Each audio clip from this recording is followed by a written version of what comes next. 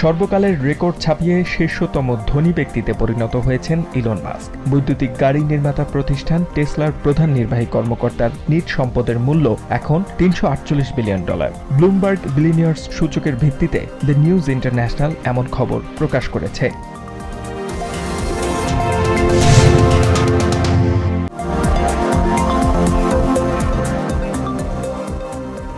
জর্জিয়ার কোনিয়ার্সের বায়োল্যাব প্ল্যান্টে আগুন লাগার কারণ হিসেবে প্ল্যান্টের গুদামে থাকা রাসায়নিকের ওপর অতিরিক্ত তাপকে দায়ী করা হয়েছে।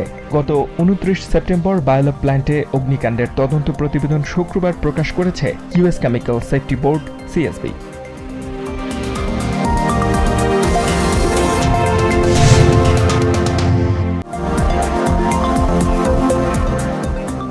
ডেমোক্রেটিক কংগ্রেসম্যান জেইমি রাস্কিন অভিযোগ করেছেন জাস্টিস ডিপার্টমেন্টকে ব্যবহার করে দেশের রাজনৈতিক যুদ্ধের পরিকল্পনা করছেন নবনির্বাচিত প্রেসিডেন্ট ডোনাল্ড ট্রাম্প। অন্যদিকে রিপাবলিকান সেনেটর র্যান্ড পল বলেছেন, অবৈধ অভিবাসীদের বিতাড়িত করতে ট্রাম্পের সামরিক বাহিনী ব্যবহারের পরিকল্পনা সমর্থন করবেন না তিনি।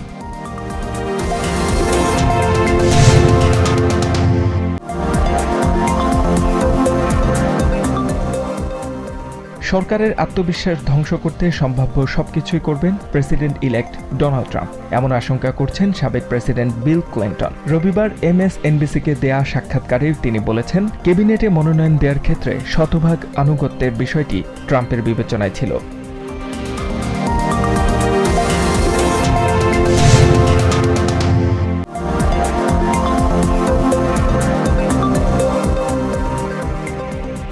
বিএনপির ভারপ্রাপ্ত চেয়ারম্যান তারেক রহমান বলেছেন, বিতাড়িত স্বৈরাচার ও তাদের দোসররা নানা কৌশলে আবারও মাথাচাড়া দিয়ে ওঠার চেষ্টা করছে। তার অভিযোগ, অপশক্তি দেশে এবং দেশের বাইরে থেকে গণতন্ত্রের সপক্ষ শক্তির মধ্যে ভুল বুঝাবুঝি তৈরির চেষ্টা করছে।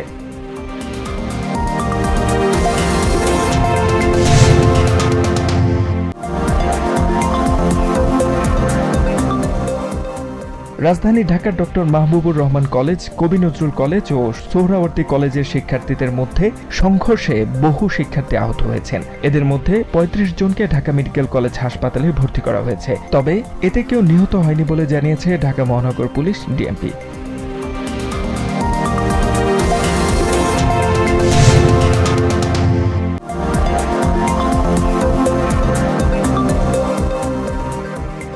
লাখ টাকা ঋণ পাওয়ার আশায় বিভিন্ন জেলা থেকে ঢাকা বিশ্ববিদ্যালয় এবং শাহবাগে জড়ো হয় হাজারো মানুষ। সরকার বিরোধী মহাসমাবেশের ডাক দিয়ে একটি গোষ্ঠী দেশকে অস্থিতিশীল করার পরিকল্পনা করেছিল বলে অভিযোগ করে সাধারণ শিক্ষার্থী, পুলিশ ও এলাকাবাসী।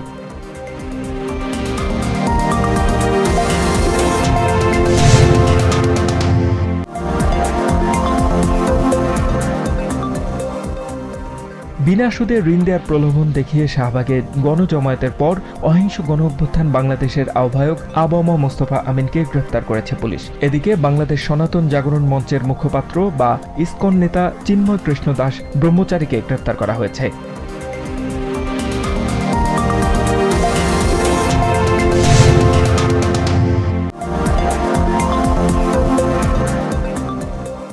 প্লাস্টিক দূষণ কমানোর লক্ষ্যে সাউথ কোরিয়ার বুসান শহরে শুরু হওয়া জাতিসংঘের আন্তর্জাতিক পর্যায়ের আলোচনা বা INCর ৫ম সেশনে অংশ নেওয়া দেশগুলো নিজেদের মধ্যে বিভক্ত হয়ে পড়ে, যে কারণে এই বিষয়ে চুক্তির খসড়া তৈরির লক্ষ্যে কোনো সিদ্ধান্তে পৌঁছাতে পারেনি দেশগুলো।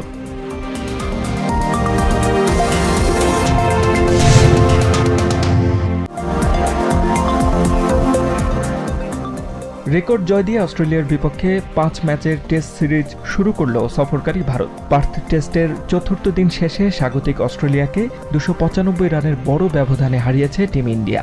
সোমবার ভারতের ছুড়ে দেওয়া 534 রানের জবাবে 238 রানে অল আউট হয়ে যায় অস্ট্রেলিয়া।